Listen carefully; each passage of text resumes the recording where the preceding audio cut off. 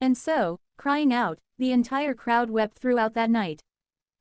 And all the sons of Israel were murmuring against Moses and Aaron, saying, "If only we had died in Egypt, and, if only we would perish in this vast wilderness, and, may the Lord not lead us into this land, lest we fall by the sword, and our wives, as well as our children, be led away as captives.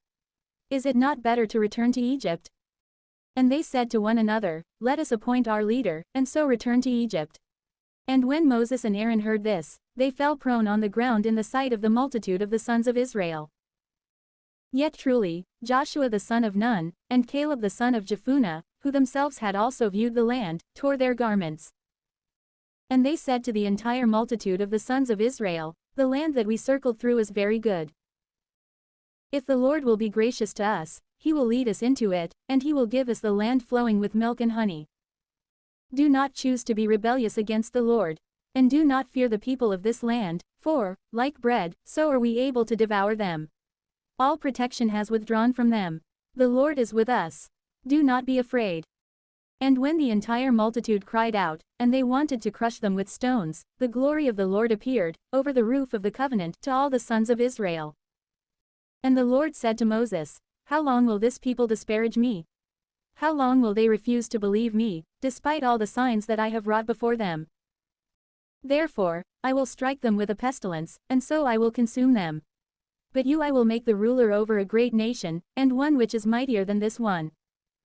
And Moses said to the Lord, "But then the Egyptians, from whose midst you led out this people, and the inhabitants of this land, who have heard that you, O Lord, are among this people, and that you are seen face to face, and that your cloud protects them, and that you go before them with a column of cloud by day, and a column of fire by night, may hear that you have killed so great a multitude, as if they were one man, and they may say, 'He was not able to lead the people into the land about which he had sworn.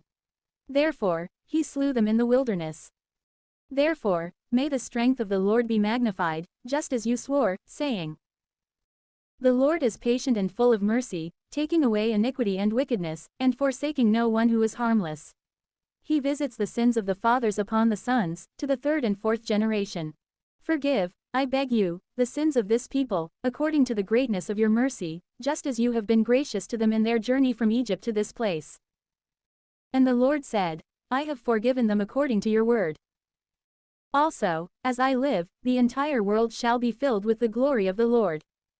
And yet, all the men who have seen my majesty, and the signs that I have wrought in Egypt and in the wilderness, and who have tested me 10 times already, and yet have not obeyed my voice, these shall not see the land, about which I swore to their fathers, neither shall any of those who detracted me gaze upon it. My servant Caleb, who, being full of another spirit, has followed me, I will lead into this land, through which he has wandered, and his offspring shall possess it. For the Amalekites and the Canaanites live in the valleys. Tomorrow, move the camp and return into the wilderness, by the way of the Red Sea." And the Lord spoke to Moses and Aaron, saying, "How long will this very wicked multitude murmur against me? I have heard the complaints of the sons of Israel.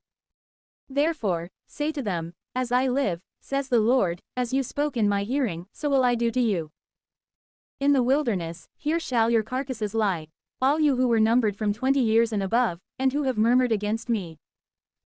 You shall not enter into the land, over which I lifted up my hand to cause you to live there, except Caleb the son of Jephunneh, and Joshua the son of Nun. But your little ones, about whom you said that they would be a prey to the enemies, I will lead them in, so that they may see the land that has displeased you. Your carcasses shall lie in the wilderness.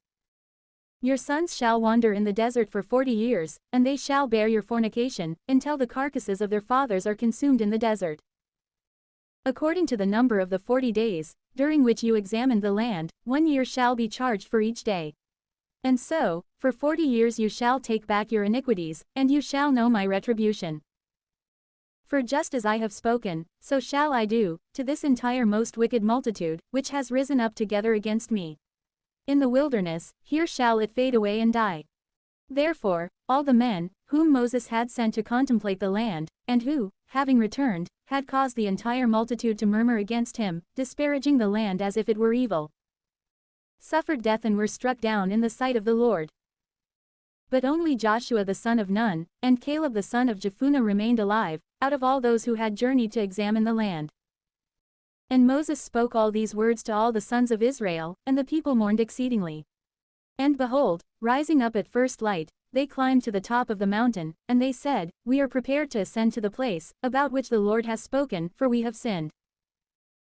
And Moses said to them, Why do you transgress the word of the Lord, merely because it will not result in prosperity for you? Do not ascend, for the Lord is not with you, lest you be overthrown before your enemies. The Amalekite and the Canaanite are before you, by whose sword you shall be ruined, for you were not willing to consent to the Lord, and so the Lord is not with you. But they, having been darkened, ascended to the top of the mountain. But the ark of the testament of the Lord, and Moses, did not withdraw from the camp. And the Amalekites descended, along with those Canaanites who were living in the mountains. And so, striking and cutting them down, they pursued them all the way to Hormah.